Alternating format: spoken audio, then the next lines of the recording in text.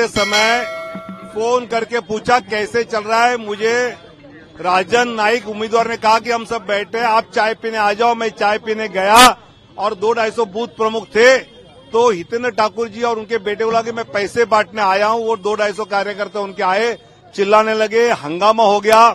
मैंने police को कहा, चुनाव आयोग को कहा कि आप सीसीटीवी फुटेज देखिए, जो चेक करना है वो कीजिए।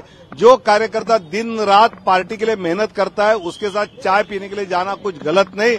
और मैं 40 साल से राजनीति करता हूं, मेरे जीवन में कभी पैसे का मामला आया नहीं, ये दुनिया जानती है।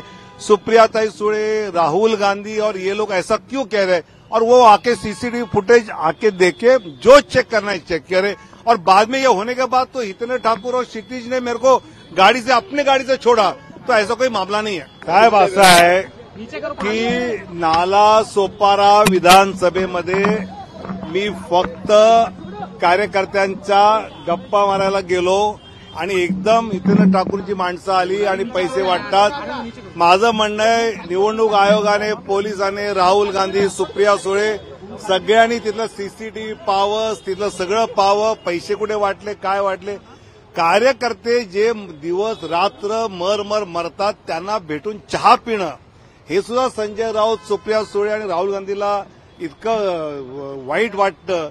आणि मी 40 वर्ष राजकारणात एक दमडी कधी वाटली नाही। मी हितेंद्र ठाकूरांचं मत विधान परिषद मिळवलेलं आहे, मला नंतर बाहेर पडताना हितेंद्र ठाकूर आणि यांनीच सोडलेलं आहे।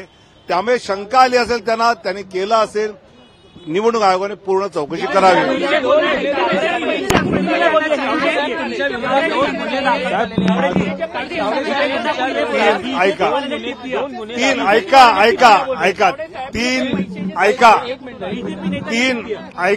तीन तिथे एफआयआर दर्ज झाले।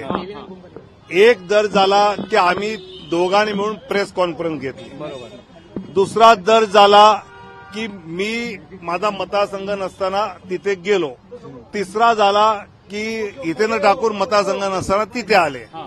हे 3 एफआयआर आहेत। पैशाचा एकही एफआयआर नाही। पैशाविषयीच्या सगळ्या बातम्या खोट्या आहेत, पूर्णतः खरं त्यातलं काही नाही।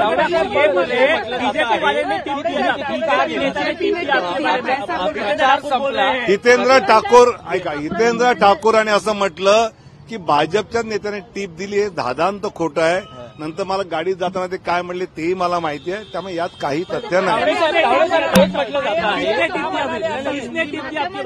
अरे टिप कुछ था ही नहीं तो टिप काय देंगे यार। एक आहे की जे सतत म्हटलं जाते की प्रचार संपला तर मग तुम्ही त्या मतदारसंघात का गेला होता? मी तेच म्हटलं की मी ज्यावेळी प्रचार संपल्यानंतर लोकांना भेटायला जात असतो, मी राजांना फोन केला की बाबा काय पोझिशन आहे, तर ते म्हणजे चांगलं चाललंय, आम्ही जरा काही जण बसलो तर चहाला या, तर मी चहाला गेलो। इतकं साधं सोपं जे मी गेल्या 25 निवडणुकात करत आलेलो आहे।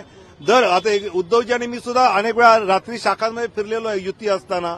हे सगळे राजकीय कार्यकर्ते, त्यामुळे तरी शंका आली आहे ना, तुम्ही पैसे तपासा, सीसीटीव्ही त्या हॉटेलमध्ये ते तपासा आणि जे मिळेल ते करा, माझं काहीच म्हणणं नाही। नोट जिहाद बोलाय तावडेजी, नोट जिहाद केला होता।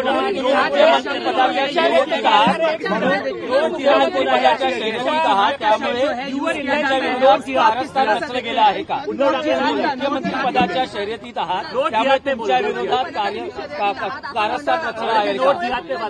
मुख्यमंत्री पदाच्या शर्यतीविषयी मी म्हटलं की माझं ओनली राष्ट्र नो महाराष्ट्र, आणि याला मुळात पक्षात पण कोणाला माहित नाही की मी तिकडे आज जाणार।